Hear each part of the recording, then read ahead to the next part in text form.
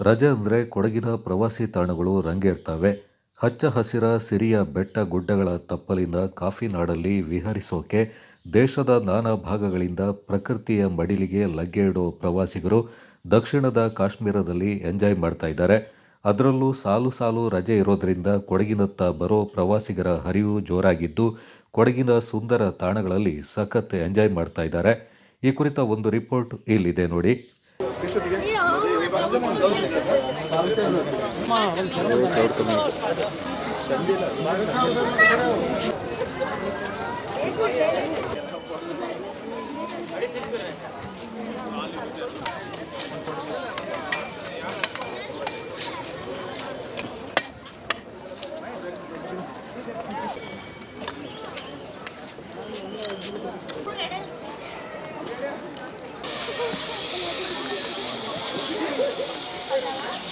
ಕಣ್ಣು ಹಾಯಿಸಿದಲ್ಲೆಲ್ಲ ಜನವೋ ಜನ.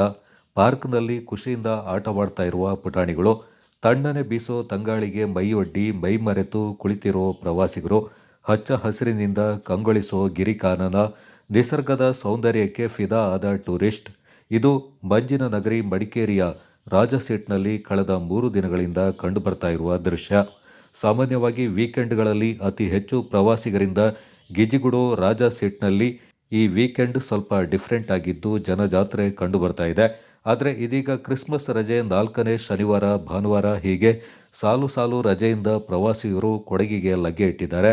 ಅದರಲ್ಲೂ ಪ್ರಕೃತಿ ಪ್ರಿಯರು ಪ್ರವಾಸಿಗರ ಹಾಟ್ ಸ್ಪಾಟ್ ಕಾಫಿನಾಡಿಗೆ ಲಗ್ಗೆ ಇಟ್ಟಿದ್ದು ಎಲ್ಲೆಲ್ಲೂ ಜನಸಾಗರವೇ ನೆರೆಯುತ್ತಿದೆ. ದೇಶದ ನಾನಾ ಭಾಗಗಳಿಂದ ಪ್ರಕೃತಿಯ ಮಡಿಲು ಕೊಡಗಿನ ವಿವಿಧ ಪ್ರವಾಸಿ ಕೇಂದ್ರಗಳಲ್ಲಿ ಪ್ರವಾಸಿಗರು ಅತಿ ಹೆಚ್ಚಿನ ಸಂಖ್ಯೆಯಲ್ಲಿ ಆಗಮಿಸಿ ತಮ್ಮ ರಜಾದ ಮಜಾವನ್ನ ಎಂಜಾಯ್ ಮಾಡ್ತಾ ಇದ್ದಾರೆ. ಸ್ವಾತಿ ಅಂತ, ನಾನು ಫ್ರೆಂಡ್ಸ್ ಜೊತೆ ಬೆಂಗಳೂರಿಂದ ಬಂದಿದ್ದೀನಿ. ಸೊ ನಾನು HR ಆಗಿ ವರ್ಕ್ ಮಾಡ್ತಾ ಇದ್ದೀನಿ. ನಮಗೆ ತುಂಬ ಸ್ಟ್ರೆಸ್ ಇರುತ್ತೆ ಅಲ್ಲಿ ಬ್ಯಾಂಗ್ಳೂರಲ್ಲೆಲ್ಲ. ಸ್ಯಾಟರ್ಡೆ ಸಂಡೇ ಮಾತ್ರ ರಜೆ ಸಿಗುತ್ತೆ. ಸೊ ಮಡಿಕೇರಿಗೆ ಬಂದಿದ್ದೀವಿ. ತುಂಬ ವೆದರೆಲ್ಲ ಚೆನ್ನಾಗಿದೆ, ಎಂಜಾಯ್ ಮಾಡ್ತಿದ್ದೀವಿ. ತುಂಬ ಚಳಿ ಇದೆ. ಮತ್ತು ಆ್ಯಕ್ಚುಲಿ ನಾನು ಚಿಕ್ಕಮಂಗ್ಳೂರು. ಸೊ ಚಿಕ್ಕಮಂಗ್ಳೂರಲ್ಲಿ ಹೆಂಗೆ ವೆದರ್ ಇದೆ ಮಡಿಕೇರಿಲೂ ಅದೇ ಥರ ಇದೆ ವೆದರು. ಎಲ್ಲರೂ ಬಂದು ಎಂಜಾಯ್ ಮಾಡಿ. ಸೊ ತಲಕಾವೇರಿ ಹೋಗಿದ್ವಿ, ಇವತ್ತು ಇಲ್ಲಿ ರಾಜಸೀಟಿಗೆ ಬಂದಿದ್ವಿ. ತುಂಬ ಕ್ರೌಡ್ ಇದೆ. ಸೊ ಎಲ್ಲರೂ ಬಂದು ಇಲ್ಲಿ ಎಂಜಾಯ್ ಮಾಡ್ತಿದ್ದಾರೆ. ಇಷ್ಟು ಕ್ರೌಡ್ ಇರೋದು ನೋಡಿದ್ರೇ ಗೊತ್ತಾಗುತ್ತೆ ಮಡಿಕೇರಿ ಇಲ್ಲಿ ಎಷ್ಟು ಚೆನ್ನಾಗಿದೆ ಪ್ಲೇಸ್ ಅಂತ. ಸೊ ನಾನು ಚಿಕ್ಕಮಂಗ್ಳೂರಲ್ಲಿ ನೋಡಿದ್ದೆ ಈ ಥರ ಎಲ್ಲ ನಮ್ಮೂರಲ್ಲಿ ಬರ್ತಾಯಿದ್ರು ಟೂರಿಸ್ಟ್ ಪ್ಲೇಸ್ಗೆ. ಸೊ ಅದೇ ಥರ ನಾನು ಇಲ್ಲಿ ಮಡಿಕೇರಿಲೂ ಅದೇ ಥರ ಕ್ರೌಡ್ ನೋಡ್ತಾ ಇದ್ದೀನಿ. ಚೆನ್ನಾಗಿದೆ ವೆದರ್, ತುಂಬ ಇಷ್ಟ ಆಯಿತು. ನನಗೂ ಫಸ್ಟ್ ಟೈಮ್ ಬಂದಿರೋದು ನಾನು ಮಡಿಕೇರಿಗೆ. ತುಂಬ ಎಂಜಾಯ್ ಮಾಡ್ತಿದ್ದೀನಿ. ಚೆನ್ನಾಗಿದೆ ವೆದರು, ಇಷ್ಟ ಆಯಿತು ನನಗೂ ಮಡಿಕೇರಿ. ತುಂಬ ಚೆನ್ನಾಗಿದೆ. ಈಗ ಜಸ್ಟ್ ಬಂದಿದ್ದೀನಿ. ತಲಕಾವೇರಿಗೆ ಹೋಗಿದ್ವಿ. ಆಮೇಲೆ ಇದು ಸೆಕೆಂಡ್ ಡೇ, ನಿನ್ನೆ ಬಂದಿದ್ದು. ಪ್ರವಾಸಿ ಮಂಜಿನ ನಗರಿಯ ರಾಜಸೀಟ್ನಲ್ಲಿ ಕಂಡುಬರೋ ಹಿತಕರ ವಾತಾವರಣ, ಆಹ್ಲಾದಕರ ಪರಿಸರದಲ್ಲಿ ಸಂಜೆ ಆಗ್ತಲೇ ಜನಜಾತ್ರೆಯೇ ನೆರೆಯುತ್ತಿದೆ. ರಾಜಸೀಟ್ನಲ್ಲಿ ಕಂಡುಬರೋ ಸೂರ್ಯಾಸ್ತವನ್ನ ಕಣ್ತುಂಬಿಕೊಳ್ಳಲು ಕಾತರರಾಗಿ ಬರೋ ಪ್ರವಾಸಿಗರಿಗೆ ಮೋಡಗಳಿಂದ ನಿರಾಸೆ ಆದರೂ ಚುಮ್ಮು ಚುಮ್ಮು ಚಳಿ, ಮೈಗೆ ಕಚಗುಳಿ ಇಡೋ ಕುಳಿರ್ಗಾಳಿಯ ಹಿತಕರ ವಾತಾವರಣದಲ್ಲಿ ಪ್ರವಾಸಿಗರು ಎಂಜಾಯ್ ಮಾಡ್ತಾ ಇದ್ದಾರೆ. ಪ್ರಕೃತಿ ಸೌಂದರ್ಯವನ್ನು ತಮ್ಮ ಕ್ಯಾಮರಾಗಳಲ್ಲಿ ಸೆರೆಹಿಡಿಯುತ್ತಾ ಸೆಲ್ಫಿ ಕ್ಲಿಕ್ಕಿಸಿಕೊಳ್ತಾ ತಮ್ಮ ಭೇಟಿಯ ನೆನಪನ್ನು ಹಸಿರಾಗಿಟ್ಟುಕೊಳ್ಳಲು ಎಲ್ಲರೂ ಬ್ಯುಸಿ ಆಗ್ತಾರೆ. ರಜೆಯಿಂದ ಖುಷಿಯಿಂದ ಅನುಭವಿಸ್ತಾ ಇದ್ದಾರೆ. ಇನ್ನು ಇದರಿಂದ ಪ್ರವಾಸೋದ್ಯಮ ಅವಲಂಬಿತರು ಕೂಡ ಫುಲ್ ಖುಷಿಯಾಗಿದ್ದಾರೆ. ಸಾಲು ಸಾಲು ರಜೆಗಳ ಜೊತೆಗೆ ಹೊಸ ವರ್ಷಾಚರಣೆ ನಡೆಯುವ ಹಿನ್ನೆಲೆ ಕೊಡಗಿನ ಬಹುತೇಕ ಹೋಮ್ ಸ್ಟೇ ರೆಸಾರ್ಟ್ಗಳು ಭರ್ತಿಯಾಗಿವೆ. ಇದನ್ನೇ ಅವಲಂಬಿಸಿ ಜೀವನ ಸಾಗಿಸೋ ವ್ಯಾಪಾರಸ್ಥರ ಮೊಗದಲ್ಲೂ ಮಂದಹಾಸ ಮೂಡುವಂತೆ ಮಾಡಿದೆ. ಮೊದಲಿಗೆ ಎಲ್ಲರಿಗೂ ನಮಸ್ಕಾರ. ನಮ್ಮ ಕೊಡಗು ಚಿಕ್ಕ ಜಿಲ್ಲೆ. ಇವತ್ತಿನ ಒಂದು ಪರಿಸ್ಥಿತಿಯಲ್ಲಿ ಟೂರಿಸ್ಟ್ ಫುಲ್ ಇದ್ದಾರೆ. ಈಗ ದಸರಾ ಮುಗಿದ ಮೇಲೆ ಹೊಸ ವರ್ಷದ ಪ್ರಾರಂಭ. ಈಗ ಕ್ರಿಸ್ಮಸ್ ಇರೋದರಿಂದ ಈಗಾಗಲೇ 1 ವಾರದಿಂದ ಇಡೀ ಕೊಡಗು ತುಂಬಿ ತುಳುಕ್ತಾ ಇದೆ ಅಂತ ಹೇಳಲಿಕ್ಕೆ ಇಷ್ಟಪಡ್ತೀನಿ. ಯಾಕೆಂತಂದರೆ ನಮ್ಮಲ್ಲಿ ಕೊಡಗಿನ ಒಂದು ವ್ಯವಸ್ಥೆ ಯಾವ ರೀತಿ ಇದೆ ಅಂತಂದರೆ ಅವ್ರನ್ನ ಉಳಿಸ್ಕೊಳ್ಳೋವಂಥ ಒಂದು ವ್ಯವಸ್ಥೆ ಆಗಬೇಕಾಗತ್ತೆ. ವೀಕೆಂಡ್ಸ್ ಬಂದಾಗ ಹೆಚ್ಚು ಕಡಿಮೆ 1 ಲಕ್ಷ ಜನ ಕೊಡಗಿಗೆ ಪ್ರವಾಸಕ್ಕೋಸ್ಕರ ಬರ್ತಾರೆ. ಅವ್ರಿಗೆ ಉಳಿಸ್ಕೊಳ್ಳೋಂಥ ವಸತಿ ಗೃಹಗಳು ಸಮೇತ ಅಷ್ಟೇ ಇದೆ ಈಗ. ಯಾಕೆಂತಂದರೆ ಹೋಮ್ ಸ್ಟೇಗಳು ಒಂದು 3-4 ಸಾವಿರ ಹೋಮ್ ಸ್ಟೇಗಳಿದೆ. ಅದೇ ರೀತಿ ನಮ್ಮ ರೆಸಾರ್ಟ್ಗಳು, ಲಾಡ್ಜಿಂಗ್ ವ್ಯವಸ್ಥೆ ಇರ್ಬೋದು, ಹೆಚ್ಚು ಕಡಿಮೆ ಒಂದು 300-350 ಪ್ರಾಪರ್ಟಿಗಳಿದೆ. ಈ ನಿಟ್ಟಿನಲ್ಲಿ 35,000 ರೂಮು ನಮ್ಮಲ್ಲಿ ಕೊಡಗಿನಲ್ಲಿ ಅವೈಲಬಿಲಿಟಿ ಇದೆ ಅಂತ ಹೇಳಲಿಕ್ಕೆ ಇಷ್ಟಪಡ್ತೀನಿ. ಏನೇ ಇರಲಿ, ಟೂರಿಸ್ಟ್ ಬಂದಾಗ ನಮ್ಮ ಒಂದು ಈ ವ್ಯಾಪಾರಕ್ಕೆ ವ್ಯವಸ್ಥೆಗೆ ತುಂಬ ಆರ್ಥಿಕವಾಗಿ ಸದೃಢ ಆಗಲಿಕ್ಕೆ ಕಾರಣ ಆಗುತ್ತೆ. ಇನ್ನೊಂದೇನಪ್ಪ ಅಂದರೆ ಚಿಕ್ಕ ಜಿಲ್ಲೆ ಆದ್ದರಿಂದ ನಮ್ಮ ರೋಡ್ ವ್ಯವಸ್ಥೆ, ಇಂಟೀರಿಯರ್ ರೋಡ್ಸು ಸ್ವಲ್ಪ ಅಭಿವೃದ್ಧಿ ಆಗಬೇಕಾಗತ್ತೆ. ಸರ್ಕಾರ ಅದಕ್ಕೆ ಗಮನ ಕೊಡಬೇಕಾಗತ್ತೆ. ಯಾಕೆಂದರೆ ಹೆಚ್ಚು ರೆವಿನ್ಯೂ ಕೊಡ್ತಾ ಇರೋಂಥದ್ದು ಈ ಟೂರಿಸಮ್ಮು ಮತ್ತು ಕಾಫಿ. ಟೂರಿಸಮ್ನ ನಂಬಿಕೊಂಡು ಇರೋವಂಥವ್ರು 1 ಲಕ್ಷ ಜನ ಇದ್ದಾರೆ. ಆ 1 ಲಕ್ಷ ಜನ ಪರವಾಗಿ ಕೆಲಸ ಮಾಡ್ತಾಯಿದ್ದಾರೆ.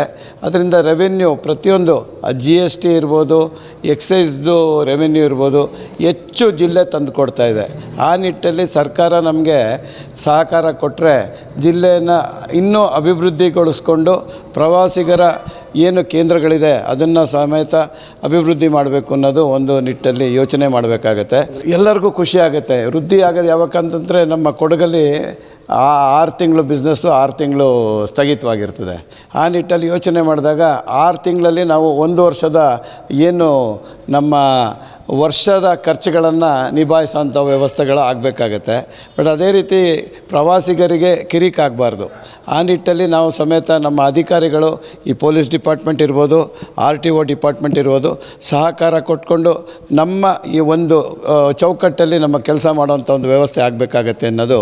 ಮತ್ತು ಇನ್ನೊಂದೇನಂತಂದರೆ ಈ ಸೆಕ್ಯೂರಿಟಿ ಬಗ್ಗೆ ಬಂದಂಥ ಟೂರಿಸ್ಟ್ಗೂ ಕಿರಿಕಾಗಬಾರ್ದು, ಲೋಕಲ್ ಅವ್ರಿಗೂ ಕಿರಿಕಾಗದ ರೀತಿಯಲ್ಲಿ ನಮ್ಮ ಸೆಕ್ಯೂರಿಟಿ ವ್ಯವಸ್ಥೆಯನ್ನು ನಾವು ಮಾಡಬೇಕಾಗತ್ತೆ ಅಂತ ಹೇಳಲಿಕ್ಕೆ ಇಷ್ಟಪಡ್ತೀನಿ.